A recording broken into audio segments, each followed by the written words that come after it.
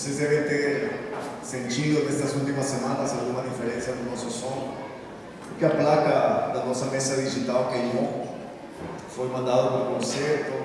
Semana passada foi o pastor Vila que estava já vindo nos CDs de correio e ao final chegou uma mensagem que no meio do caminho se perdeu essa placa. Mas estão restituindo, foi restituído, enviaram uma nova, esperemos que chegue essa semana, já poder estar ajeitando no som da nossa igreja. Amém, irmãos? Nós sabemos que são provas que sempre aparecem no meio do caminho, às vezes para nos animar, mas necessitamos continuar firmes em nome de Jesus. Queridos, nestes últimos anos, o Senhor tem me dado a oportunidade e o privilégio de poder pregar em diferentes países e também em diferentes cidades aqui da região. Mas me deixa te dizer que não tem nada melhor do que poder pregar aqui nesta nossa casa, juntamente com a minha família, que são cada um de vocês. E sabe, eu quero começar poder falando a vocês sobre uma experiência que eu tive o ano passado. Eu assumi a presidência do Conselho de Pastores de Criciúma, de todos os ministérios aqui nesta cidade, e como tal, isso me dá certas responsabilidades aqui na cidade.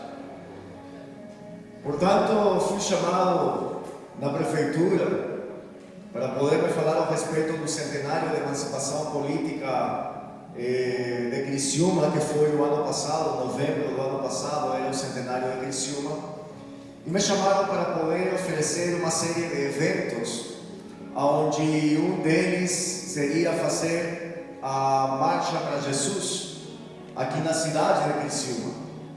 Então, o pessoal da prefeitura me falaram que havia uma verba bastante generosa para poder fazer este evento, que podíamos contratar e trazer o cantor gospel que nós quiséssemos, e eles colocariam em nossas mãos todo o dinheiro que a gente necessitar para poder estar fazendo esta marcha para Jesus.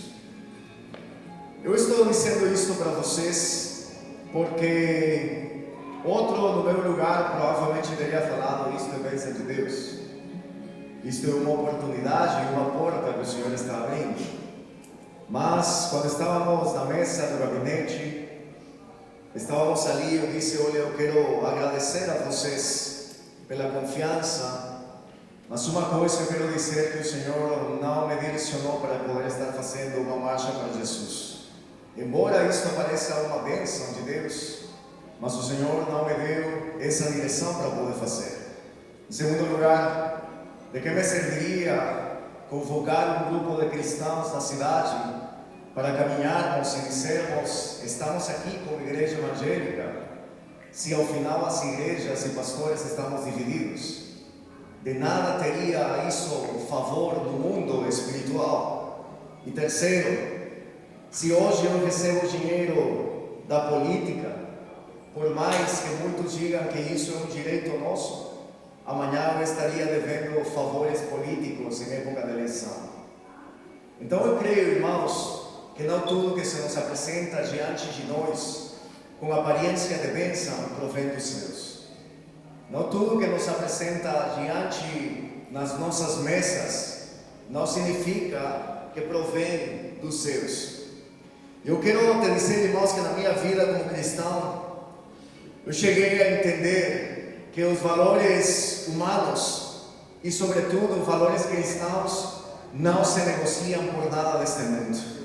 Aleluia, glória a Deus. Amém? Amém. Os valores cristãos não se negociam por nada do mundo. Aleluia. Muito menos os nossos valores cristãos não se vendem. Eu necessitava contar isso a vocês, irmãos, porque na atualidade nós estamos vivendo uma espécie de crise nas nossas igrejas, com um crescimento de pessoas que são altamente domináveis, que são dominados pelas circunstâncias. Quando Tiago, no capítulo 1, fala que muitas dessas pessoas são levadas como ondas do mar, que o vento lança de um lado para outro e não tem nenhum tipo de direção, porque a nossa fé não está fundamentada verdadeiramente no reino. Eu tenho o privilégio de poder pregar em diferentes igrejas, diferentes ministérios, igrejas de grande tamanho, de porte médio, igrejas pequenas. E cada vez que converso com os pastores, chegamos a um comum acordo, o denominador, onde sempre acontece a mesma coisa nas diferentes igrejas, onde há jovencinhas que estão dispostas a namorar com o primeiro fanqueiro que se apresenta na frente delas, com palavras bonitas, e estão dispostas a vender o seu coração a pessoas que não as amam verdadeiramente. Vemos homens que estão dominados pela pressão econômica, que para poder chegar no final do mês se usam certas artimanhas para poder conseguir dinheiro, como apostas do tigrinho, que hoje é fácil no telefone, ou como empréstimos com agiotas, e ao final vão se afundando cada vez mais na sua vida. Esse tipo de geração estamos vivendo dentro das igrejas. E não te surpreendas, eu sei de pastores que são agiotas. Essa é a classe de evangelho que estamos vivendo, envergonhando a palavra do Senhor, envergonhando as leis de Deus, nos vendendo a câmbio de nada, envergonhando a igreja do Senhor. Vemos mulheres dominadas por fantasias e se jogam nos braços de homens que não são os seus maridos. Músicos que são dominados pela desobediência ou orgulho, abandonam a sua igreja local e vão a outras onde podem se fazer um pouco mais famosos. Essa é a classe de cristianismo que nós estamos vivendo. E o Senhor me faz lembrar, irmãos, que nós não somos pessoas que estamos à mercê da pressão social. Nós fomos chamados como igreja para sermos a pressão social, que é completamente diferente. Nós não somos chamados pelo Senhor para sermos pressionados pela cultura deste mundo. O Senhor nos chamou para dominar a cultura. Aleluia. O Senhor nos chamou para nos posicionarmos como igreja. Aleluia. A igreja não foi chamada para se encerrar, para se fechar em quatro paredes. A igreja foi chamada para ficar de pé em cima de uma grande rocha sólida, que é Cristo Jesus. Que ainda que venham ventos e tempestades, não haverá nada que nos arranque da sua presença. Por isso devemos permanecer firmes sempre, em todo momento, ainda que a cultura mude, ainda que a política mude, ainda que os meios de comunicação mudem, devemos estar firmes sempre. Aleluia. Queridos, não necessitamos de mais pregadores, não necesitamos de mais grupos de louvor, não necessitamos de templos modernos, necessitamos de cristãos que não vendem os seus princípios diante de uma sociedade ou de um mundo que está comprando tudo.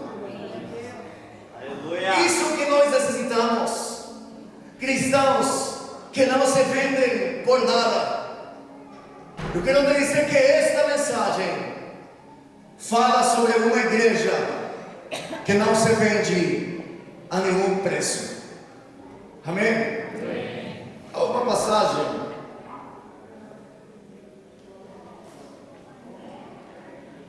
talvez pouco conhecida por alguns em 1 dos Reis.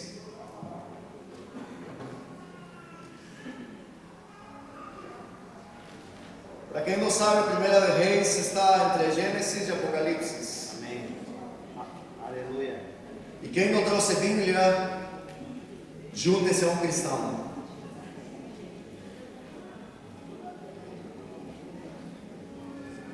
Primeira de Reis, capítulo 21,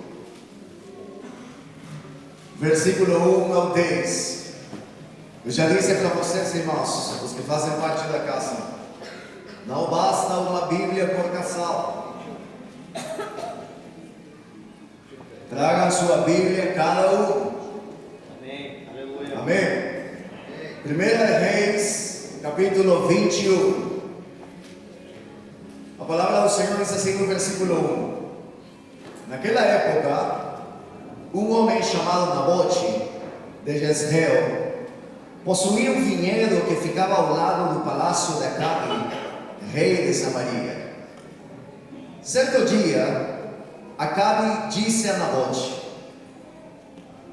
como a sua videira fica tão próxima do meu palácio, quero comprá-la para fazer uma horta. Em troca, darei a você uma videira melhor. Ou se preferir, pagarei o valor em dinheiro. Nabote, porém, respondeu: o Senhor me livre de lhe entregar a herança que recebi dos meus antepassados. Então Acabe foi para casa indignado e aborrecido por causa da resposta de Nabote. O rei foi deitar-se, virou o rosto e não quis comer. Qual é o problema? Perguntou sua esposa Jezabel. Por que você está tão aborrecido que nem quer comer? Acabe respondeu: pedi a Nabote de Jezreel que me vendesse sua videira, ou que a trocasse por outra, mas ele não quis. Afinal, você é rei de Israel ou não é? Disse Jezabel. Levante-se e coma alguma coisa, e não se preocupe com isso. Conseguirei para você a videira de Nabote. Então ele escreveu cartas em nome de Acabe, selou-as com o selo do rei e as enviou para as autoridades e outros líderes da cidade onde Nabote morava. Nas cartas, ela ordenava: reúnam os habitantes da cidade para jejuar e coloquem Nabote num lugar onde todos possam vê-lo. Mandem sentar-se em frente dele 2 homens de mau caráter. Outra versão diz: 2 homens filhos de Belial, que o acusem de amaldiçoar a Deus e o rei. Depois levem-no para fora e matem-no por apedrejamento. Feche teus olhos. Senhor Jesus Cristo, poderoso Deus, quero te agradecer, Pai, porque estamos no centro de todo o culto que é a Tua Palavra. Ajuda-nos, Senhor, a nos concentrar neste momento. Fala conosco. Ensina-nos a Tua Palavra, Senhor. Me dá sabedoria para transmitir esta mensagem e que essa mesma sabedoria seja com a igreja para recebê-la. Em nome de Jesus. Amém. Amém. Meus amados, esta é uma história pouco conhecida no Antigo Testamento, mas, como toda história, esta tem personagens, e agora são 3 personagens. Um deles é Nabote, e me deixa te dizer que Nabote não era um líder político, não era um líder religioso, também não era um próspero empresário importante da sua cidade. O Nabote era apenas um camponês, e a única virtude que ele tinha era que possuía um pedaço de terra do lado do palácio do rei Acabe. E me deixa te dizer que Acabe foi um dos reis de Israel mais perversos da história. Ele tirou a adoração a Deus do povo de Israel e instituiu a adoração pagã e levantou altares de idolatria levantou adivinos, agoreiros, que ofereciam oferendas a deuses pagãos, e sumiu o Israel numa das épocas mais escuras da sua história. Mas este homem não estava só, ele estava sendo impulsionado pela sua senhora, pela sua mulher que levava o belo nome de Jezabel, que era uma sacerdotisa de Baal. Diz a história que Acabe estava passeando no seu palácio, observando as suas riquezas, observando talvez e pensando no poder que ele tinha, e de repente ele viu uma pequena vinha de um vizinho do seu palácio, uma vinha frutífera, uma vinha linda. E ele começou a investigar quem era o dono. Os seus servos disseram que o dono era Nabote. E ele pensou: eu vou comprar essa vinha para mim. Eu acredito que ele colocou as suas roupas reais, a sua coroa real, pegou uma mala cheia de dinheiro e saiu ao encontro de Nabote de Jezreel. Quando Acabe teve este encontro com Nabote, falou para ele: olha, eu vim oferecer para você um negócio da tua vida. Eu quero comprar a tua vinha. Se você quiser, eu vou te dar uma vinha melhor e maior do que essa que tu tens, melhor localizada, mais produtiva. Mas eu quero a tua terra para poder fazer a minha horta pessoal. E se você não quiser, eu posso comprar e pagar o preço que você quiser, só coloca um preço que eu compro ela. Meus amados, se o Nabote fosse um de nós, talvez teria falado: mas claro, meu rei, não se fale mais, fechou, eu vou te passar o meu Pix para o Senhor fazer a transferência, as terras são tuas, não me importa se é herança dos meus antepassados, não importa se em Levítico fala que, como uma ordenança de Deus através de Moisés, fala que as terras de herança não deveriam ser vendidas, não me importa. O que me importa é o dinheirinho que vai cair na minha conta. Ao final eu posso comprar outra terra. Então, meu rei, o negócio está fechado. Mas sabe, felizmente Nabote não era nenhum de nós. E ele respondeu ao rei: o Senhor me livre de lhe entregar a herança que recebi de meus pais. Queridos, talvez desde a nossa mentalidade mercantil que nós temos, desde a nossa mentalidade gananciosa que nós temos, não somos capazes de poder entender por que Nabote não aceitou este negócio. No Antigo Testamento, Deus estabeleceu que certas terras recebidas de herança não poderiam ser vendidas, porque isto seria um seguro para a família e para todas as gerações.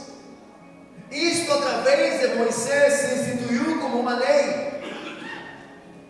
E sobretudo, irmãos, Nabote sabia que ele não podia fazer isso, porque ele estaria desonrando os seus pais.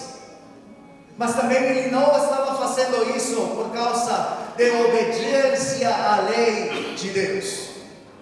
Sabe, nós aqui estamos tendo um exemplo de que muitos de nós preferimos vender aquilo que o Senhor colocou em nossas mãos, não nos importando cairmos em desobediência, O importante é que nós possamos nos dar bem na vida.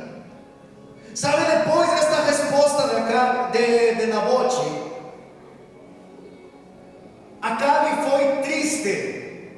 E a palavra do Senhor diz que ele se joga na sua cama que nem uma criança mimada.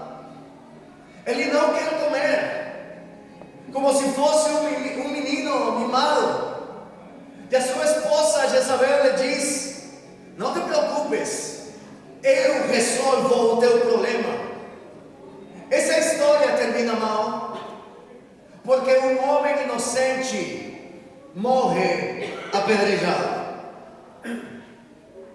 Queridos, talvez para você esta história pareça insignificante, mas Nabote, de uma forma profética, nos está falando a nós, a igreja dos nossos dias de hoje. E Nabote se levantou e diz: a minha vinha não se vende. Ao igual que a Nabote, o Senhor tem colocado uma vinha nas tuas mãos. Amém? Amém. Do mesmo jeito que com Nabote, o Senhor tem colocado uma vinha nas tuas mãos. E sabe, essa vinha pode ser a tua família. Essa vinha pode ser a tua esposa. Essa vinha pode ser os teus filhos. Essa vinha pode ser os teus pais. Queridos, essa vinha pode ser o teu ministério. Podem ser os talentos que o Senhor colocou nas tuas mãos, os dons que Ele te deu. A tua vinha pode ser a tua sexualidade. A tua vinha pode ser a tua virgindade, a tua pureza, o teu corpo. A tua vinha pode ser o teu negócio, o teu dinheiro, a tua economia. A tua vinha pode ser a tua igreja, pode ser o teu grupo de conexão. A tua vinha pode ser a tua vizinhança. Queridos, qualquer coisa que o Senhor colocou nas tuas mãos, cuida bem disto. Mas o Acabe está de olho na tua vinha. Irmãos, presta atenção no que eu estou te falando. O Acabe está de olho na tua vinha. O Acabe representa o sistema deste mundo. E o mundo viu a tua vinha e está disposto a oferecer o melhor negócio da tua vida. Quantos estão dispostos a vender a sua vinha para este mundo? Eu creio que nenhum de nós. Eu creio que nenhum de nós está disposto a perder a vinha que o Senhor tem nos dado. Queridos, o mundo pode oferecer o melhor negócio da tua vida para comprar a tua vinha. E sabe o que? Eu quero te dizer que isso é uma armadilha, porque ao princípio isso te dará o maior prazer, mas depois vai destruir a tua vida. Mas se você se mantém firme e você não vende a sua vinha para o sistema, queridos, eu quero te dizer algo, que o sistema, a Jezabel, representada através do sistema, vai se levantar com todas as forças contra a tua família, contra a tua casa, contra o teu trabalho, contra os teus filhos. Queridos, talvez você pode me dizer que você não está vendendo a sua vinha. Talvez você se senta numa destas cadeiras todos os domingos. Talvez você vem sempre na igreja. Talvez você é dos cristãos que nunca fala palavrões, ou usa roupas de evangélico, e usa gravatas, e usa palavras evangélicas e vestes evangélicas. Mas eu quero te dizer que Jezabel, o sistema, não se intimida diante de palavras ou de vestimentas evangélicas. Jezabel somente é intimidado por homens e mulheres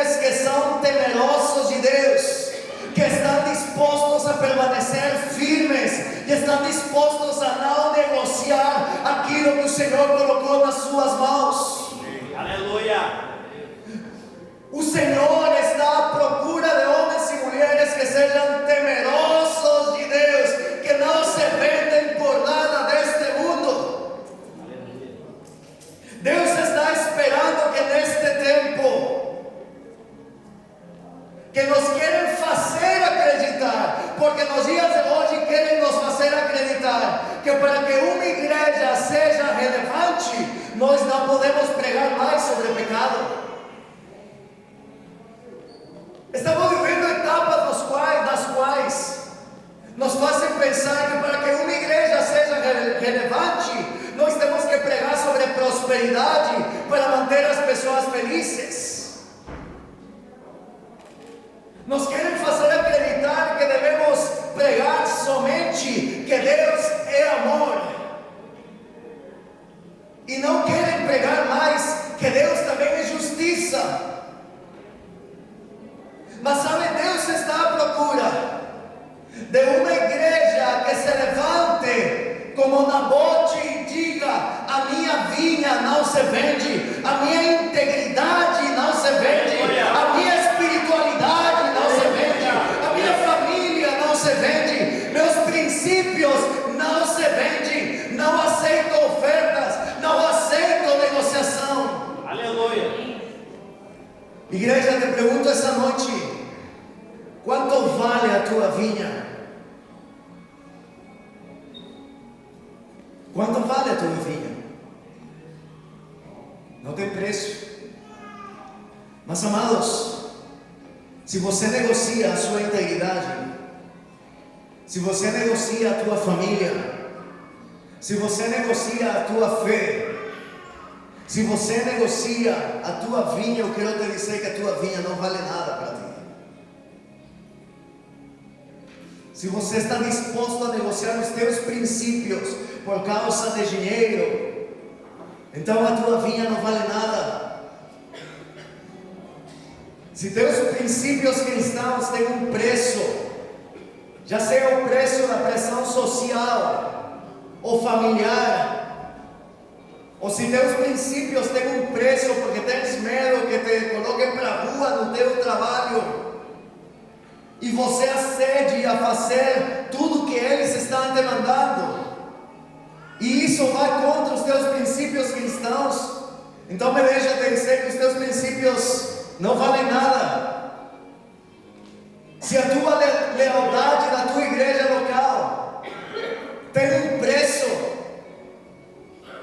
porque hoje você diz: eu não estou feliz, eu não quero mais estar nesta igreja porque não me deixam pregar, não me deixam cantar, não me deixam fazer o que eu quero, então eu vou na outra igreja onde lá eu posso cantar, eu posso pregar, eu posso abrir culto, eu posso fazer tudo o que eu quero, e lá ainda o pastor me paga para fazer isso. Se você está negociando esses princípios, então eu quero te dizer que teus princípios não valem nada. Se a tua sexualidade tem um preço, e você negocia a tua pureza física, e você entrega a tua pureza por falsas promessas, ou por bens materiais, então a tua sexualidade e o teu corpo não valem nada. Porque hoje em dia, vivemos, irmãos, com tanta facilidade,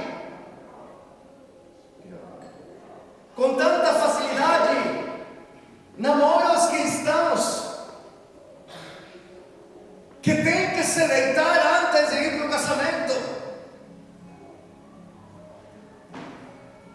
E dizemos que isso é normal, que temos que experimentar e provar para ver se vai dar certo. Estamos negociando os valores cristãos. Eu quero te dizer, irmão, que o teu pacto matrimonial, a tua aliança matrimonial é completamente sagrada.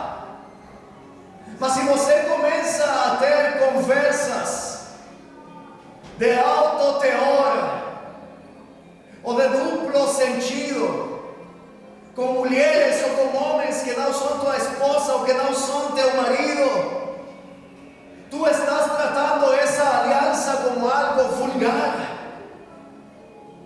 porque não estás dando valor ao teu casamento.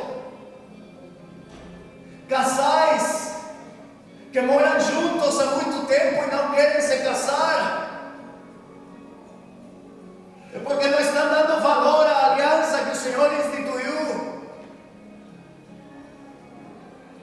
é porque não estão dando verdadeiro valor para a família.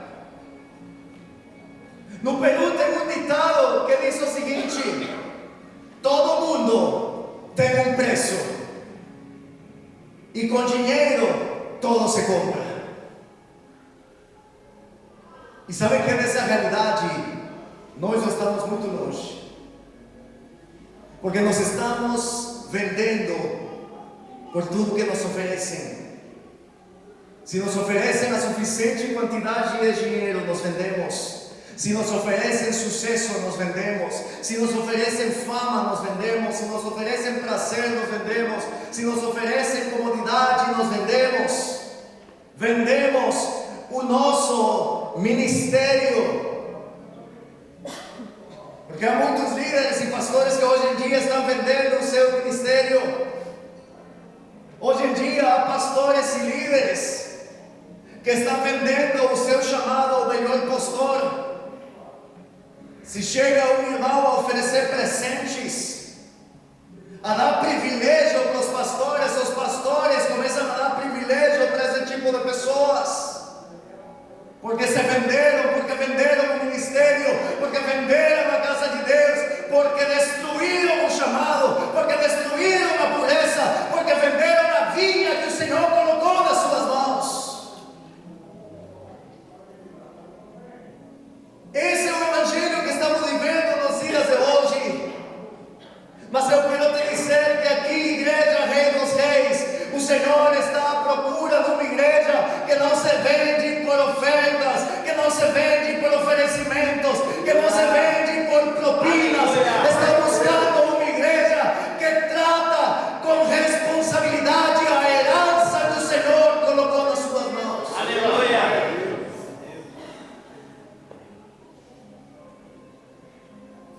E não estou preocupado, irmãos, se esta mensagem te ofende, porque não são as minhas palavras, é a palavra do Senhor. Eu quero te dizer que o Senhor está te chamando para que comeces a tratar com responsabilidade a vinha que o Senhor colocou nas tuas mãos. E sabe, com isso não estou dizendo que Deus está à procura de gente perfeita. Porque se o Senhor estivesse procurando pessoas perfeitas, eu te garanto que eu seria o primeiro a não estar aqui.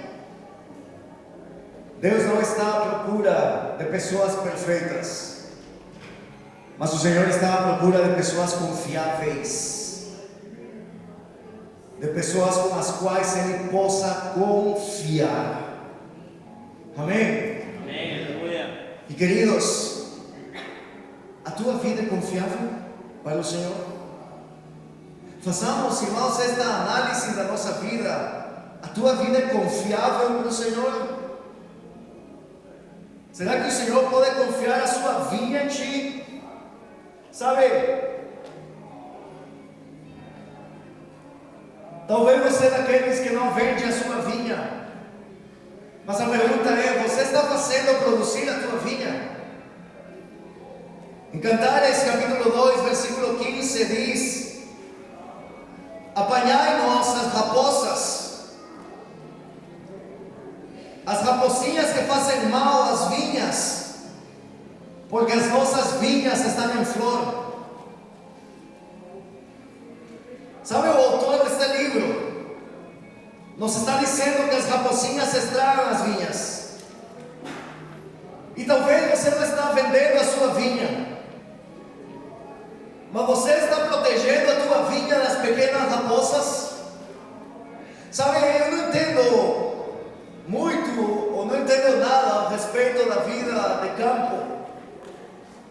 Mas uma vez escutei um homem, um camponês, que dedicava a sua vida a isto, e ele explicou o seguinte: que as vinhas, para serem protegidas das raposas, tinham que ser cercadas com cercas de arame farpado para evitar que as raposas entrem. Mas mesmo assim, as raposas que conseguem entrar, as raposas grandes, elas conseguem ficar de pé e pegar o fruto da vide. Elas arrancam o fruto e fogem com o fruto. Mas ele diz que as raposinhas, as pequenas, quando conseguem entrar, elas quando ficam de pé não alcançam o fruto. Como eles não alcançam o fruto, elas começam a morder o talo da videira. Começam a morder o talo da videira lentamente, lentamente, lentamente, pacientemente, começam a morder o talo. Até que esse talo começa a ficar mole e a videira cede e cai com todo o fruto. Aí as raposinhas arrancam o fruto e vão embora. Sabe, as raposas grandes somente arrancam o fruto, mas essa planta volta a dar fruto. Agora as raposinhas, as sorrateiras, aquelas pequenas, destroem o talo, destroem a raiz, começam a minar sutilmente a nossa vinha. Agora eu pergunto, irmãos, quais são essas raposinhas na tua vinha? Sabe, são essas convicções contrárias aos princípios de Deus, que você permite entrar na tua casa, na tua vida. Essas coisas que parecem mínimas, mas que pouco a pouco começam a destruir a tua casa. Quer dizer, se você tem filhos em idade de namoro, você permite que teus filhos, sendo apenas namorados, passem final de semana juntos, dormam juntos na tua casa. E te falo isso porque muitos cristãos acham isso normal. Estou falando, irmãos, cristãos que acham que isso é normal. Estão deixando entrar raposinhas dentro de casa que depois vai destruir a tua família. Talvez você vai me dizer que tu não és um homem adúltero, mas quando estás assistindo algum filme ou algum seriado, aparecem aquelas cenas sensuais,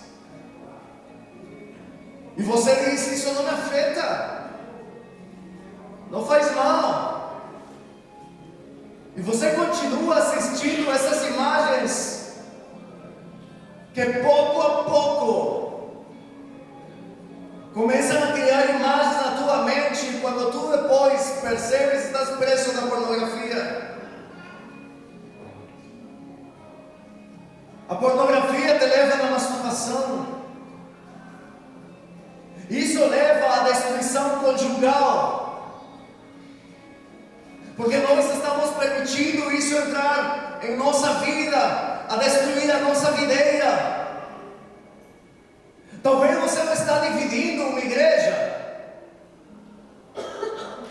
mas aquelas conversinhas de amigos de final de semana, que se reúnem e se sentam nas mesas para falar mal dos líderes, dos pastores ou dos irmãos que congregam contigo, trazem um espírito de divisão e de destruição, que acabam te condenando, que acabam te destruindo. Talvez você não abandonou a tua família, mas tu trabalhas tanto de domingo a domingo, de sol a sol, e fazes tantas horas extras para juntar dinheiro para que não falte nada na tua casa, mas não tem mais tempo para a tua família, não tem tempo para passear com a família, porque o dinheiro tomou conta da tua vida. O grupo de louvor pode subir, por favor. Talvez você não está se drogando, nem bebendo, mas está submetendo o teu corpo a um estresse laboral, aonde não está dando mais conta. Queridos, é um pecado do qual muitas vezes não é falado dentro das igrejas. E sabe qual é esse pecado? É o pecado da gula. Nos escandalizamos, irmãos, do adúltero. Nos escandalizamos do fornicário. Nos escandalizamos do mentiroso e do fofoqueiro. E ainda, irmãos, sentimos orgulho em dizer, eu falo porque muitas vezes eu falei essa frase: o povo cristão não bebe, não fuma, mas come e rimos. Já achamos graça, eu falei isso muitas vezes. E permitimos que o pecado da gula comece a tomar conta da nossa vida. Já não cuidamos do nosso corpo. Eu lembro que uma vez, um dia, um dos meus filhos disse para mim: pai, tu estarias disposto a morrer por nós? Eu disse para ele: filho, claro. Eu seria capaz de entregar a minha vida por você se for necessário. E depois ele diz: mas tu estarias disposto a viver por nós? Isso me deixou pensando. Aí ele diz para mim: então cuida do teu corpo. Porque muitas vezes temos vidas sedentárias. Eu falo por mim, irmão, não estou falando de ti. Estou falando por mim. Porque não cuidamos do nosso corpo, que é templo do Espírito Santo. Estamos entendendo, irmãos, aonde nós permitimos que essas raposinhas comecem a entrar. Sabe, irmãos, quantos homens casados estão aqui e têm a sua esposa do lado? Olha para a tua esposa. Olha para a tua esposa nos olhos. Sabe, ali está a tua vinha. Cuida dela. Mulheres, olha para o teu marido. Não tenha vergonha, mulheres, olha para o teu marido. Nos olhos dele e fala para ele: tu és a minha vinha, meu amor. Cuida da vinha que o Senhor te deu. O teu marido pode estar gordo ou pançudo, mas é a tua vinha, essa vinha é frutífera. Pais, olhem para os teus filhos, se os têm ali do lado. Esses teus filhos são a tua vinha. Filhos, olhem para os seus pais. Eles são a tua vinha. Queridos pais, quantos são pais de meninas? Meus irmãos, um dia a tua menina vai crescer. O corpo dela vai mudar. Ela vai amadurecer, vai se tornar uma mulher. Abraça ela. Fala para ela quanto tu a amas. E fala para ela quão linda e formosa é. Sabe para quê? Para que o primeiro fanqueiro que se atravesse no caminho dela não a conquiste com palavras e leve ela do teu lado. Sabe, queridos, eu não vendo CD com mensagens de pregação, mas eu estou vendendo armas para você atirar no primeiro fanqueiro que quiser levar a tua vida. Quanto dizem amém? O carro tem para separar as pessoas. Pais, cuidem das suas filhas. Cuide das suas filhas, para que o primeiro rapaz com a bermuda e a cueca em cima não venha roubar elas de você. Porque isso é o que nós estamos vendo na realidade de hoje. Pais, prestem atenção nisso.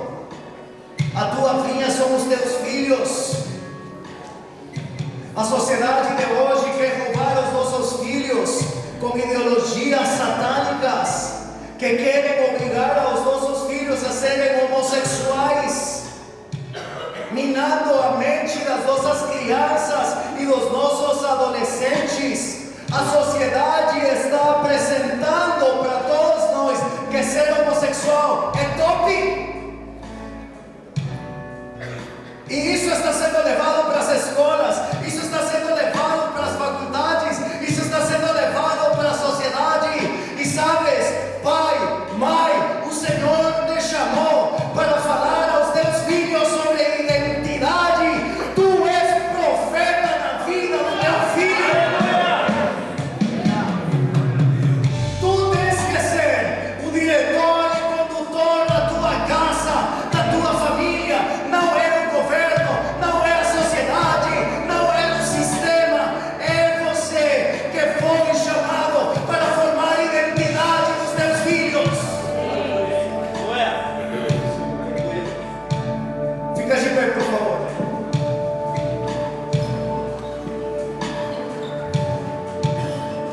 A tua fidelidade, igreja, com as coisas pequenas, te qualifica ou te desqualifica diante de Deus para as coisas maiores que Ele tem para ti. As coisas pequenas que o Senhor colocou nas tuas mãos te qualifica ou desqualifica para as coisas maiores que o Senhor tem para ti. E com isso eu termino. Estás cuidando da tua vinha? Está cuidando da tua casa? Ou você está se vendendo ao melhor postor? Porque hoje em dia tem muitas pessoas que se vendem e vendem tudo que tem. Não importa se é família, o que importa é o teu dinheiro, o que importa é o me dar bem na vida. Porque nós vivemos numa sociedade que te trata segundo aquilo que você tem. Nós nos movemos numa sociedade que te trata segundo o carro que você tem. Nós vivemos numa sociedade que te trata segundo a roupa que você veste, segundo a empresa que você tem, segundo a conta bancária que tu tens. Essa é a sociedade mundana. Mas eu quero te dizer que o nosso Deus não está interessado naquilo que tu tens por fora. O nosso Deus está interessado naquilo que tu tens por dentro. Por isso que o Senhor colocou e te deu uma vinha para você cuidar. Não negocies os teus princípios. Não te vendas. Não vendas o teu temor a Deus. Porque um dia daremos contas ao Senhor por aquilo que Ele colocou nas nossas mãos. E eu quero te dizer que diante de todo oferecimento que já me fizeram, e em nome de Jesus por aqueles que ainda irão me fazer, porque este é um ano político, eu continuarei dizendo que a minha vinha não se vende, os meus princípios não se vendem. Sabe por quê? Porque esse foi um legado que eu recebi dos meus pais. E esse é o legado que eu quero transmitir aos meus filhos. A minha vinha não se vende. Feche os teus olhos. E assim com os olhos fechados, queridos,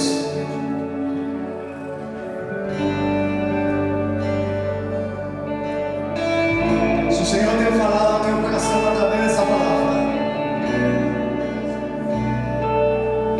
e há